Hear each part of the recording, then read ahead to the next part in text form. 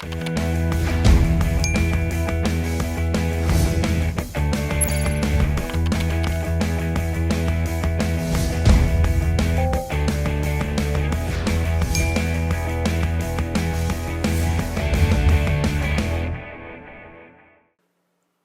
다음에 이제 세율의 적용 등입니다.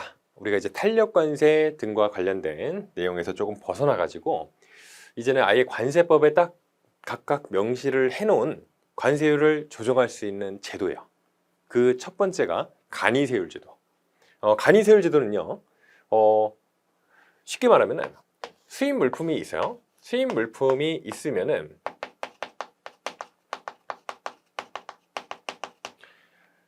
이 수입 물품의 과세 가격을 결정을 합니다. 그리고서 우리가 관세와 부가가치세 등을 산정을 하죠. 이게 순서가 된다는 말이죠. 그러면은 이 세액을 산정함에 있어 가지고 관세와 부가가치세를 각각 별도로 과세표준 정하고 거기다가 각각의 관세율, 그 다음에 부가세 과표를 산정한 후에 부가가치세율 10% 적용해 가지고 관세와 부가가치세를 각각 별도로 산출을 한다는 것이죠. 근데 보면은 관세를 산정하는 절차, 그 다음에 부가가치세를 산정하는 절차, 이걸 건별로 하려고 생각을 해보면은 쉬운 일이 아니에요. 그죠? 쉬운 일이 아닙니다. 그렇기 때문에 신속한 통관을 위해서 수입 물품이 들어오잖아요. 그러면은 간단하게 적용할 수 있는 세율, 즉 간이세율이라는 것을 정해놔요. 정해놓고 수입 물품이 들어오면은 간이세율, 관부가세 합쳐서 20% 적용하겠다라고 하면은 수입 물품에 대한 과세가격 결정이 되잖아요. 그러면 거기다가 바로 20% 간이세율 적용해서 관세 얼마, 그 다음에 거기에 부가세 포함된 금액, 총 합계액을 손쉽게 산출을 할 수가 있다는 겁니다. 아시겠죠? 그래서 수입 물품에 대해서 부과되는 관세, 내국세 등을 산출하는데 시간이 많이 소요되기 때문에 일부 수입 물품에 대해서는 이를 통합한 단일한 세율을 적용해서 과세하는 것으로서 관세 부과의 간소화를 도모하기 위한 제도이다. 이렇게 이해를 하시면 되겠습니다. 중요한 거는 적용 대상 물품이겠죠. 여행자, 승무원, 휴대, 수입 물품, 그다음에 우편물, 탁송품, 별송품입니다. 아시죠? 탁송품이라고 하는 것은 보통 뭐 DHL이나 FedEx 이런 특급 탁송 업체가 운송하는 물품을 얘기하는 것입니다. 아시죠? 별송품은요, 사람 따로, 물건 따로 각각 들어오는 물품이 별송품이에요. 아시죠? 그 다음에 더 중요한 거, 간이세율 적용 제외 대상 물품입니다. 보시면은 간이세율을 적용할 수 없는 물품들이에요. 일단 첫 번째로 관세율이 무세인 물품, 그다음에 관세가 감면되는 물품이 있습니다. 얘가 왜 적용 제외 대상이냐면은 관세 감면 물품을 예시로 들어볼까요? 관세 감면.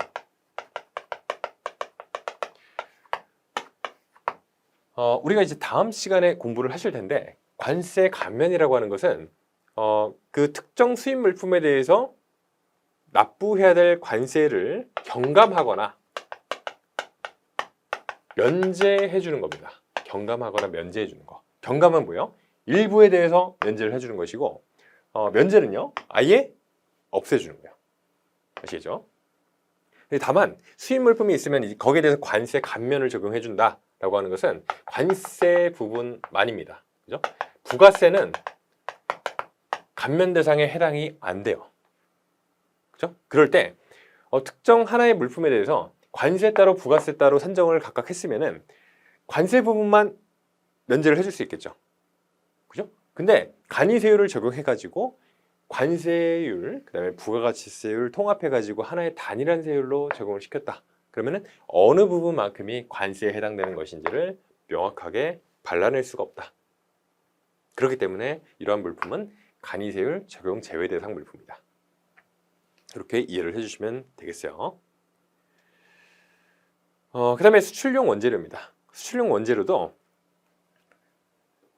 간단하게 원재료를 수입해가지고 이거를 국내에서 소비하거나 사용할 목적이 아니고 수출을 나갈 물품의 원재료로 투입돼 가지고 소모되는 물품일 때, 그때 그 수출용 원재료를 수입할 때 납부했던 관세를 수출 물품 만들고 수출이 나가면은 비로소 환급을 해주는 겁니다. 아시겠죠? 간단하게 이 정도로 우리가 개념을 잡고 이 수출용 원재료가 왜 적용 대상 물품인지를 보시면은 그럴 때 정확하게 수출용 원재료에 대해서 관세, 부가세 얼마가 납부가 됐는지를 명확하게 알아야 됩니다. 그래야 나중에 저 세액을 환급받을 수가 있어요. 근데 간이세율을 적용해버리면은 어느 부분이 관세고 어느 부분이 부가세인지를 명확하게 구분하기가 어렵다는 겁니다. 아시겠죠? 그런 취지로 이해를 해주시면 되겠고, 범칙행위 관련된 물품 간이세율을 적용해 줘가지고 편의를 줄 필요도 없는 물품입니다. 그다음에 종량세가 적용되는 물품 간이세율은요, 과세 가격을 과세 표준으로 하는 종가세 적용 물품에 대해서만 가능합니다. 그다음에 상업용으로 인정되는 수량의 물품, 그다음에 고가품 이런 것들은 왜 간이세율을 적용 제외하는지, 즉 관세라고 하는 것은 과세 가격에다가 관세율을 곱하는 것인데 가격이 높으면 높을수록 관세가 많이 산정이 됩니다. 높은 금액이요. 그러면은 우리가 명확하게, 그죠? 관세율도 마찬가지죠. 관세율도 높으면 높을수록 관세액이 많이 산정이 되겠죠. 그렇지 않습니까? 그럼 어때요? 상업용으로 인정되는 수량의 물품이나 고가품 같은 것들은 그 편차가 더 심해질 수 있어요. 간이세율 적용할 때랑 그다음에 관세율 따로, 부가세율 따로 해가지고 관부가세 각각 산정할 때랑 통합해서 하나의 단일한 세율 적용해서 산정을 할 때랑 차이가 점점 커집니다. 이 가격이 커지면 커질수록 점점 편차가 커진다는 얘기예요. 아시겠죠? 그런 취지로 이해를 해주시면 좋겠고요. 그래서 적용 제외 대상, 간이세율, 적용 대상 각각 명확하게 구분하십시오. 합의에 의한 세율. 합의에 의한 세율 보시면은 이런 겁니다. 합의에 의한 세율은요,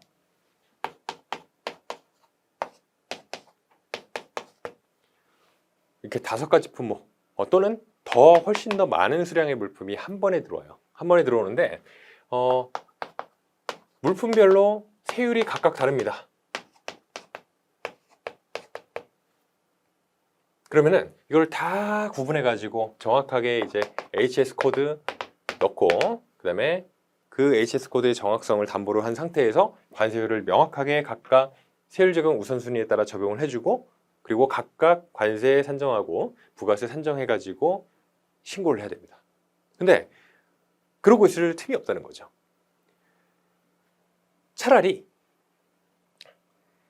세율이 각기 다른 여러 품목을 수입 신고할 때 신고인이 신청해가지고 과세 가격이 이제 승낙하는 경우 품목별 세율 중 가장 높은 세율을 적용해가지고 일괄 적용하는 겁니다. 아시겠죠? 그러니까 전체에 대해서 9%를 다 적용을 시켜버리는 거예요. 그래서 과세 편의와 신속 통관을 도모할 수 있도록 하기 위한 제도입니다.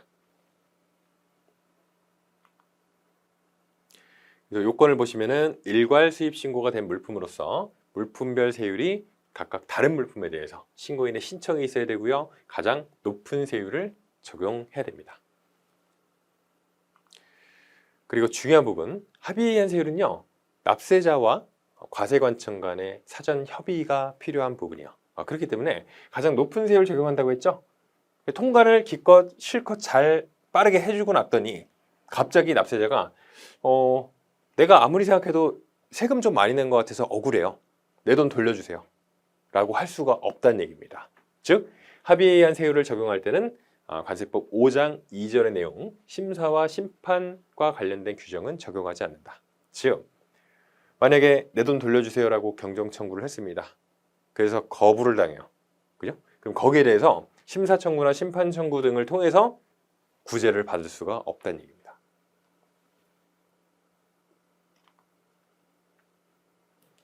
그 다음에 용도세율이요. 용도세율은 동일한 물품이라고 하더라도 그 용도에 따라서 세율이 다른 경우가 있어요. 그죠? 똑같은 물품이 용도가 A, B, C로 구분이 됩니다. 그죠? 그런 경우에 A 용도에 사용하는 경우는 0%, B 용도에 사용하는 경우는 5%, C 용도에 사용하는 경우는 10%가 적용이 된다고 가정을 해보죠. 그러면 그 중에서 낮은 세율을 적용하는 제도다. 그게 바로 용도 세율 제도입니다. 다만 실제로 그 용도에 사용해야 되겠죠. 즉, A라는 용도에 사용한다고 신고를 해놓고 B나 C라는 용도에 사용해서는 안 되겠죠. B 또는 C 용도에 사용하고자 하려면은 관세를 요만큼 납부하고 수입 신고를 했어야 되겠죠. 그죠? 근데 그렇지 않고 만약에 다른 용도에 사용하다가 이제 적발이 되면은 어떤 제재가 가해집니다. 아시겠죠? 그래서 보시면은 신청을 통해 가지고 용도세율 적용 신청을 통해서 용도세율 적용을 받을 수가 있다. 그리고 중요한 부분은 수입 신고가 수리되기 전까지 용도세율 적용 신청을 해야 된다. 그다음에 사후관리. 수입 신고 수리일부터 3년 범위에서 대통령령으로 정하는 기준에 따라 관세청장이 정하는 기간에는 해당 용도 외에 다른 용도로 사용하거나 양도할 수 없다. 다만 미리 세관장 승인을 받은 경우는 예외로 한다는 것입니다. 그리고 만약에 용도세율 적용받은 물품을 3년 범위에서 다른 용도로 사용하거나 그 용도 외에 다른 용도에 사용하려는 사람한테 양도를 한 경우는 추징을 하게 된다라는 것입니다. 그러니까 잘 보셔야겠죠? 추징을 하는데 다만 미리 세관장 승인을 받은 경우는 예외로 한다. 그런 내용들이 있어요. 그죠? 미리 세관장 승인을 받은 상황에 만약에 다른 용도에 사용하거나 다른 용도에 사용하는 자한테 양도한 경우 그때 관세를 추징한다? 잘못된 내용이죠. 아시겠죠? 그 다음에 이제 우리가 관세율 내용에서 조금 벗어나가지고 그 관세율을 정확하게 적용하기 위해서는 먼저 선행돼야 되는 절차가 있어요. 즉 HS 코드라고 하는 부호가 있습니다. 수입 물품, 수출 물품에 대해서 부과되는 부호가 있어요. 부호. 보통 우리나라 같은 경우는 10자리를 씁니다. 10자리. 그죠? 그래서 만약에 8708에 95에 1000번이다. 이런 경우는 87류에 해당하는 자동차, 그 다음에 8708 자동차 부부품, 그 다음에 세부 분류를 해보면은 이 8708, 95에 1000번이라고 하는 10자리 코드는 어떤 물품을 나타내냐면은 이거는 자동차 에어백이에요. 자동차 에어백이다. 그죠? 그러니까 이렇게 약속을 하는 겁니다. 약속을. 이 10자리 HS 코드, 이 부호에 해당되는 물품은 자동차 에어백이라고 적어도 우리나라에서는 인식을 하겠다라는 것입니다. 그래서 보통 국제적으로는 8708, 95까지는 공통적으로 사용합니다. 즉 6자리까지는 공통적으로 사용을 해요. 다만 이 7자리부터 10자리까지는 국가마다 달리 쓸 수가 있어요. 아시겠죠? 그래서 우리나라 같은 경우 자동차 에어백 8708, 95에 1000번이다. 그러면은 과연 어떤 특정 물품을 보고 역으로 이 물품에 대한 HS 코드가 무엇인가?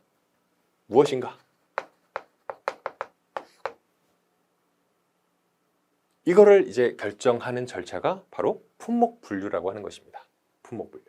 그죠? 그러니까 특정 물품, 수입 물품이 들어올 때 이 물품의 HS 코드가 뭐냐? 이거다라고 결정하는 것이 바로 품목 분류라는 겁니다. 아시죠? 그래서 보시면은 관세법 별표 관세율표 상에는 품목 분류 번호와 관세율이 표시가 되어 있습니다. 그래서 관세율을 적용하려면은 먼저 품목 분류 번호인 HS 코드를 확인을 해야 됩니다. 아시겠죠? 다만 이 어떤 특정 물품 A라는 것이 있을 때 이 A라는 물품의 HS 코드가 무엇이냐? 보통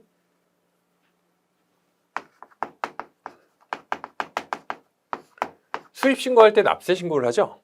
그러면 이제 세액을 계산해야 되니까 납세자인 수입자가 스스로 세액을 계산하기 위해서는 스스로 품목분류, 즉 HS 코드 결정을 해줘야 된다는 것이죠. 아시겠죠?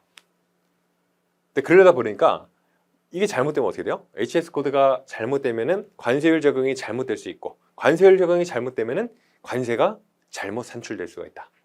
그죠? 그래서 HS 코드 결정, 즉 품목분류와 관련해 가지고 의문이 있을 때 뒤에 보시겠지만은 관세청장한테 사전 심사를 신청해 가지고 결정을 통보받아서 그 내용대로 신고를 할 수 있는 그런 제도가 마련이 되어 있습니다. 아시겠죠? 그래서 품목분류와 관련된 내용 84조부터 87조까지 규정이 되어 있어요. 그래서 보시면은 품목분류 체계에 대해서 수정을 할 필요가 있을 때 이 부분에서 이제 잘 보셔야 될 부분은 주체예요, 주체. 누구냐? 기획재정부 장관이냐, 관세청장이냐, 세관장이냐. 이거를 명확하게 여러분들이 잡고 가셔야 돼요. 그래서 기획재정부 장관은 품목분류의 품목을 수정할 필요가 있을 때 그 세율이 변경되지 않는 경우, 중요합니다. 그 세율이 변경되지 않는 경우에는 품목을 신설 또는 삭제하거나 다시 분류할 수 있다 라고 84조에 규정을 하고 있습니다.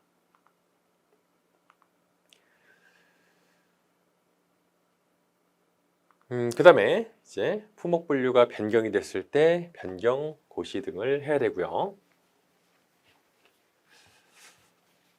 그 다음에 품목 분류 적용 기준과 관련해 가지고 기획재정부 장관이에요. 역시 품목 분류를 적용하는 데 필요한 기준을 정할 수 있다 라고 규정을 하고 있어요. 그리고 필요한 경우는 기획재정부 장관이 관세청장으로 하여금 고시하게 할 수 있다. 그 다음에 이제 품목분류 사전심사, 재심사, 그 다음에 품목분류 적용 기준의 신설 변경과 관련해 가지고 관세청에 두고 있는 품목분류위원회에서 그러한 내용을 심사하고 있다. 그 다음에 앞서 말씀드렸던 품목분류에 의문이 있을 때 납세자가, 즉 뭐 수입자 등이 되겠죠. 수입자가 관세청장한테 이 특정 수입 물품에 대해서 HS 코드가 뭔가요? 품목 분류가 어떻게 되나요? 라고 문의를 할 수 있는 제도가 품목 분류 사전 심사예요. 그래서 일단 신청을 합니다. 신청을 할 수 있는 자는 물품을 수출입하려는 자, 그다음에 제조자, 그다음에 관세사법에 따른 관세사와 관세법인 또는 통관 취급법인이 할 수가 있다. 그다음에 이러한 서류들을 갖춰가지고 신청을 해야 되고요. 그다음에 서류가 미비한 경우는 20일 이내 기간을 정해서 보정을 요구할 수 있다. 관세청장이 신청인한테 보정을 요구할 수가 있는 겁니다. 그다음에 결과를 이제 통보를 받을 수 있죠. 사전심사 신청을 받은 날부터 30일 이내에 신청인에게 통지를 해줘야 된다. 다만 다음과 같은 기간은 30일에서 제외를 하게 됩니다.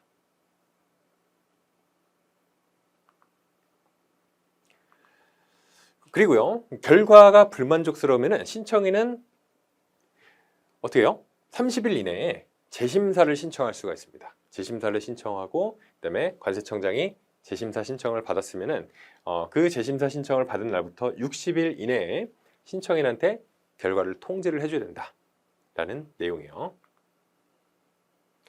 필요한 내용은 고시나 공표를 해야 된다라는 것이고, 그다음에 이제 세관장이죠. 여기 중요한 부분. 이때 바로 세관장이 나옵니다. 세관장은 수출입 신고가 된 물품이 사전심사 결과가 통지된 물품과 같을 때는 그 통지된 내용에 따라서 품목 분류를 적용해야 된다. 그리고 효력은요, 품목 분류가 변경되기 전까지 사전심사 결과의 효력이 유효하다라는 내용이고,